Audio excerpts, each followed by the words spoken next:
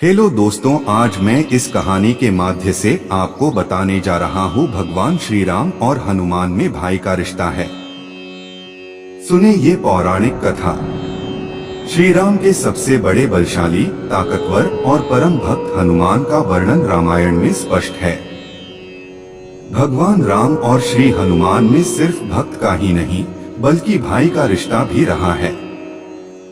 श्री राम भक्त हनुमान भगवान शिव जी के रुद्रावतार माने जाते हैं। हनुमान का जन्म श्री राम की सहायता के लिए हुआ था। श्री राम के सबसे बड़े बलशाली, ताकतवर और परम भक्त हनुमान का वर्णन रामायण में स्पष्ट है। कहा जाता है, धरती पर अगर कोई ईश्वर है तो वह केवल श्री राम भक्त हनुमान है। राम हनुमान की वीरता और ताकत की अनेकों कथाएं प्रचलित हैं।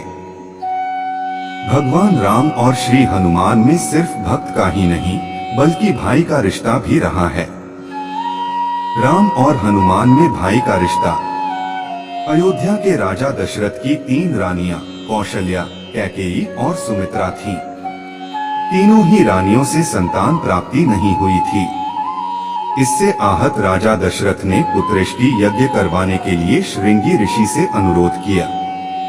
यज्ञ के समापन के बाद अग्निदेव प्रकट हुए, जिनके हाथों में खीर से भरा हुआ पात्र था।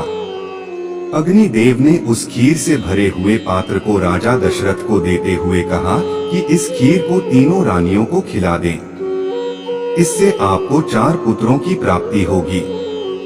राजा दशरथ ने अग्निदेव के कहे अनुसार रानियों को खीर खिलाना शुरू किया।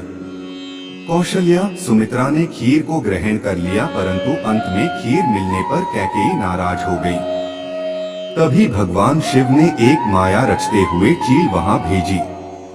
चील कैकेयी के हाथ से खीर लेकर वहां से उड़ गई और अंजन पर्वत पर अंजनी के पास पहुंची। तपस्या में लीन अंजनी देवी ने उस खीर को भगवान का प्रसाद मानकर ग्रहण कर लिया। खीर खाने के बाद रानियों की तरह अंजनी भी गर्भवती हो गई।